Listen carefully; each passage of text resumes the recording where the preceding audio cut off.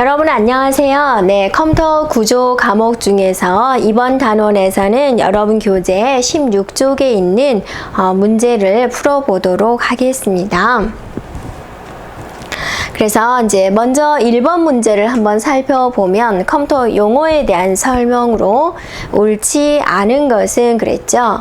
그래서 MIPS는 1초당 100만 개의 명령어를 처리한다는 뜻으로 컴퓨터의 연산 속도를 나타내는 단위다라고 그랬습니다.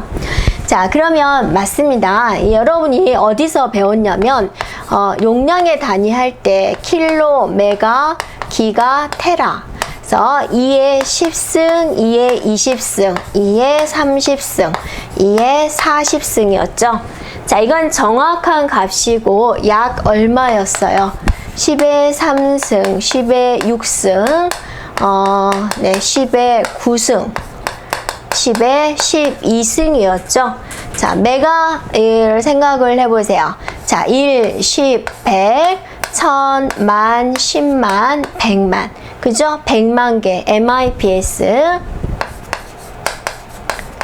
그죠? million instruction per second다 라는 거죠. 1초에 100만 개의 명령어를 처리할 수가 있다라는 거죠. 자, 우리 인간은 1초에 몇 개의 명령어를 처리할 수가 있나요? 네, 눈 깜짝할 사이잖아요. 그 눈 깜짝할 사이 1초라는 시간에 컴퓨터는 몇 백만 개의 명령어를 처리한다라는 거죠. 자, 여러분 상상해 가세요. 네. 자, 그만큼 컴퓨터 속도는 엄청 빠르다라는 거고요. 자, 두 번째 SRAM이 나왔습니다. SRAM은 전원이 꺼져도 저장된 자료를 계속 보존할 수 있는 기억장치다 그랬네요. 자, 맞을까요? 네. 자, 한번 우리가 정리를 한번 해 볼게요. 자, 주기억장치입니다. 컴퓨터 시스템 중에서 주기억 장치가 있는데 이 주기억 장치는 기억하는 역할이잖아요. 그래서 크게 롬이라는 것과 램이라는 걸로 나눠놨어요. 이렇게요. 자, 먼저 특징을 본다면 롬이라는 것은 read only memory 해가지고 우리가 사용할 수 있는 부분은 아니에요. 특수한 장비가 있는 분들이 사용할 수 있는 거죠. 그래서 얘는 고정시켜 놓는 거죠. 네, 어떤 프로그램을 고정시켜 놓아서 내용이 컴퓨터를 껐다 켜도 그 내용에는 전혀 변화가 없어요. 그래서 내용의 변화가 없다. 그래서 얘를 뭐라고 그러냐면 비휘발성이다 라고 이야기를 해요. 네. 그리고 램은 우리가 사용하는 부분입니다. 그래서 우리가 컴퓨터를 켜가지고 프로그램을 실행을 시키려면 해당되는 프로그램은 램에 올라와야지만이 실행할 수가 있어요. 그리고 근데 이제 그게 컴퓨터를 끄면은 그 램에 있던 내용은 모두 사라지게 됩니다. 그래서 우리가 컴퓨터를 사용을 할 때 딱 일명 다운되었다라고 그러죠. 먹통이 되었다. 그럴 때는 조용히 컴퓨터를 껐다 키면 새로 우리가 시작할 수가 있죠. 그래서 얘는 컴퓨터를 끄면은 다 날아가 버린다. 그래서 뭐라고 말을 하냐면 휘발성이다 라고 이야기를 해요. 자, 어차피 나왔으니까 우리가 한번 조금 더 깊게 들어가 본다면 롬의 종류는 4가지가 존재하게 됩니다. 그래서 일반적으로 우리가 말하는 마스크 롬이 여기에 해당이 되고요. 그 다음에 P롬이 있습니다. 그 다음에 EP롬이 있고, 자, EEP롬이 있습니다. 이렇게.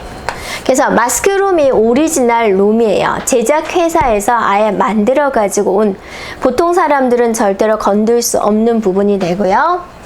P롬은 딱 1회에 관해서 1회 수정이 가능합니다.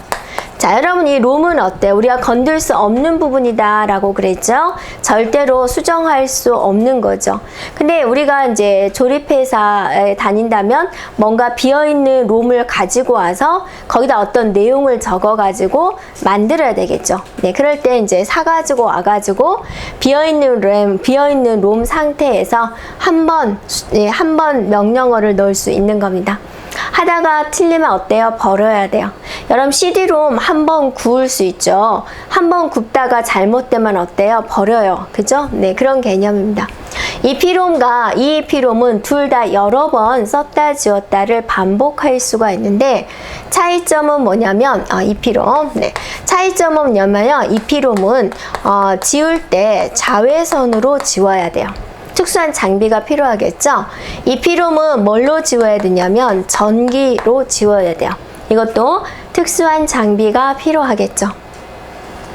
자, 램에는 종류가 D램이라는 것과 S램이라는 것으로 나누어지게 됩니다. 이렇게요. 네. D램은 콘덴서의 원리를 이용을 한 거예요. 일정한 시간마다 재충전을 해줘야지 돼요. 여러분 핸드폰 재충전하지 않으면 어때요? 사용할 수가 없죠. 네, 일정 기간마다 재충전을 해줘야 된다. 우리 인간도 일정한 간격으로 먹을 것을 섭취를 해줘야죠. 안 그러면 어떻게 되나요? 네. 안 좋은 일이 발생할 수도 있죠. D램도 반드시 재충전을 해줘야 되고 그렇지 않은 경우는 뒤져요. 그래서 D램이다 라고 해요. 배우기 쉽죠?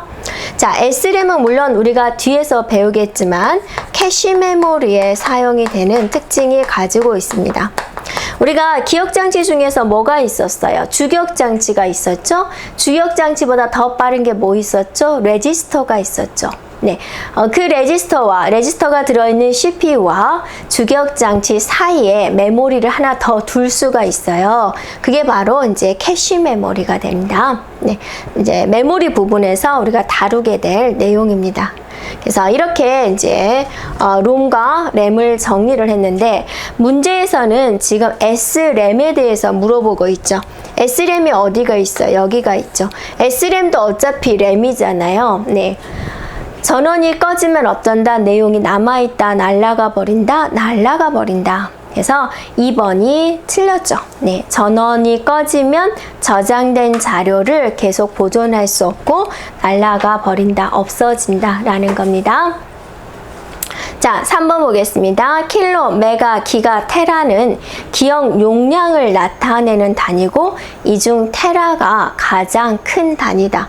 맞죠? 네, 작은 거에서 큰 거 순이다 라는 거죠. 자, 4번입니다. SSI, MSI, LSI, VLSI입니다. 네, 칩이 포함되는 게이트의 집적도에 따라서 구분된 용어가 되겠죠. 네. 자, 그래서 1번의 답은 2번이 되겠고요. 네, 문제 2번을 보겠습니다. 다음 중 시스템 소프트웨어로 알맞지 않은 것이 무엇이냐라는 거죠. 자, 여러분이 우리가 소프트웨어를 두 가지로 구분을 해보면 뭐와 뭐로 구분을 했었죠? 네.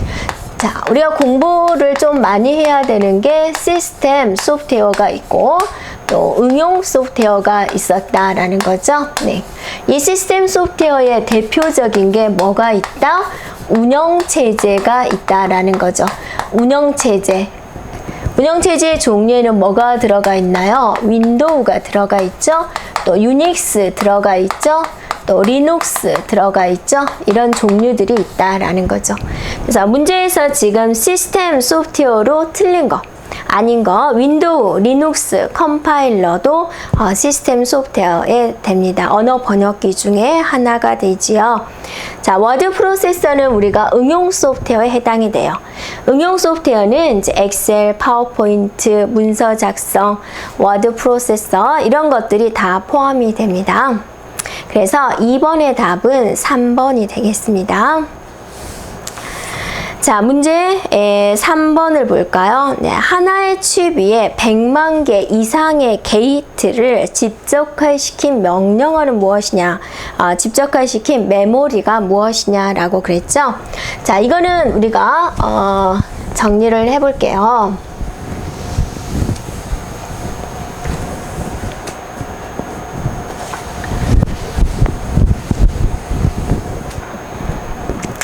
자, 우리가 앞에서 이거를 학습을 했죠. IC에 대해서.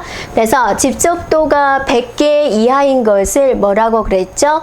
스몰 해가지고 SSI다 라고 그랬죠. 네.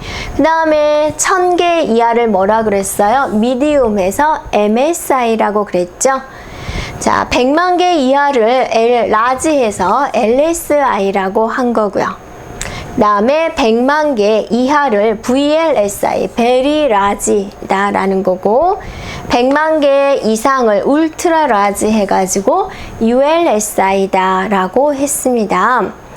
자, 그래서 3번에서는 뭐에 대해서 물어보고 있냐면 100만 개 이상의 게이트를 집적화시킨 것이 무엇이냐라는 거죠. 그래서 정답은 뭐가 되는 거예요? ULSI가 된다라는 거죠. 그래서 이렇게 이 세 문제는 기출이 되었던 문제고요.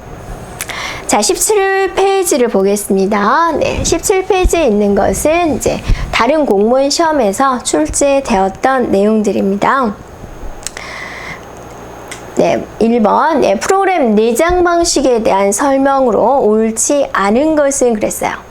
프로그램 내장 방식이다라는 것은 주격장치를 이용을 해가지고 그 속에다가 프로그램과 데이터를 저장시켜 놓은 것을 내장 방식이라고 하는 거죠. 그래서 내장 방식 하면 우리가 두 가지를 기억을 하자라고 했죠. 본노이만에 의해서 완성시킨 것은 에드박이고, 네, 채택한 것은 에드삭이다. 알파벳 순서입니다. 채택을 한 다음에 완성을 했겠죠. 채택한 건 에드사, 완성한 건 에드박이다. 이 에드박에 누가 나오는 거예요? 바로 본노이만이 나온다라는 겁니다. 그래서 문제에서 1번은 본노이만에 의해 제한되었다. 두 번째, 프로그램과 데이터를 주격장치에 저장해서 수행한다. 자, 세 번째, 서브루틴의 사용이 가능하다. 사용 빈도에 제한이 없다. 유니박은 프로그램 내장 방식을 채택한 최초의 컴퓨터다. 프로그램 내장 방식을 채택한 것은 무엇이다? 에드삭이다 라는 거죠. 네, 그래서 틀린 것은 바로 4번이죠. 유니박은 최초의 상업용 컴퓨터가 됩니다.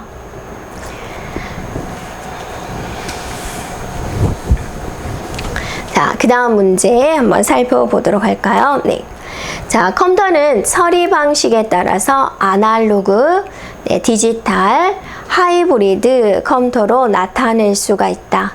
아날로그 컴퓨터의 구성 회로가 무엇이냐라고 그랬습니다.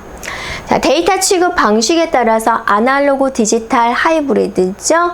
하이브리드는 디지털과 아날로그를 합한 거죠. 네. 그래서 자, 디지털 컴퓨터에 대해서 살펴보면 회로는 논리 회로다라는 거죠. 0과 1로 되어 있는 논리 회로를 사용을 한다. 아날로그는 이렇게 그래프 형태의 증폭 회로를 사용한다. 가장 큰 특징적인 거고, 또 입력 출력이 디지털은 숫자나 문자로 이용되는 것이고, 아날로그는 이제 연속적인 물리량, 출력은 그래프 곡선. 그래프 곡선을 표현하기 위해서는 미적분 연산이 되어야 되는 거고, 자, 여기는 사칙 연산을 한다 라는 것을 우리가 학습을 했죠. 자, 아날로그 컴퓨터의 회로는 무슨 회로다? 바로 증폭 회로다 라는 거죠. 네. 그래서 2번의 답은 2번이라는 걸 우리가 맞출 수가 있겠죠. 자, 3번을 볼까요? 네, 3번. 네. 자, 펌웨어 우리가 조심해서 살펴보자 라는 거죠. 네, 펌웨어는요, 하드웨어와 소프트웨어의 기능을 다 가지고 있는 것이다. 롬이라는 곳에 소프트웨어를 저장시켜서 하드웨어적으로 이제 구현을 하는 것이다 라는 거죠. 데이터나 정보를 변경할 필요가 없을 때, 네, 사용하는 방식이다 라는 거죠. 그럼 1, 2, 3, 4 중에서 과연 옳지 않은 설명은 어디에 적어져 있을까요? 네. 자, 1번 하드웨어 동작을 지시하는 소프트웨어지만 하드웨어적으로 구현되어서 하드웨어의 일부분으로도 볼 수가 있다라는 거죠. 네. 하드웨어 교체 없이 소프트웨어 업그레이드만으로 시스템의 성능을 높이기 위한 목적으로 사용이 된다.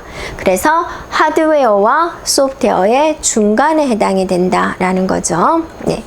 자, 시스템의 효율을 높이기 위해서 램에 저장되어 아니다라는 거죠. 어디에 저장되어서? 롬에 저장되어서 그거죠. 네, 롬에 저장되어 있습니다. 그러니까 우리가 좀 변하지 않고 고정될 프로그램을 롬에 저장시켜서 쓰는 거죠. 램에 저장을 하면 어떠세요? 램이라는 것은 컴퓨터 전원이 꺼지면 어때죠? 그 속에 있는 내용들은 다 없어져 버리잖아요. 그러니까 3번은 말이 안 되죠. 램에 저장할 수가 없어요. 컴퓨터를 끄면 그 내용이 다 없어지는데요. 네. 그래서 3번은 틀린 겁니다. 롬에 저장된 것이다. 그 다음에 휘발성이 아니죠. 롬은 비휘발성입니다. 자, 네 번째 보면은 기계어 처리, 데이터 전송, 부동소점 연산, 채널 제어 등의 처리 루틴을 가지고 있습니다. 네, 그래서 3번에 틀린 것은 3번이다 라고 볼 수가 있겠죠. 네, 그래서 이번 단원에서는 우리가 1, 2, 3단원을 공부하면서 출제된 문제를 우리가 살펴보았습니다. 여러분 수고하셨고, 다음 단원은 이제 논리회로를 시작하도록 하겠습니다. 감사합니다.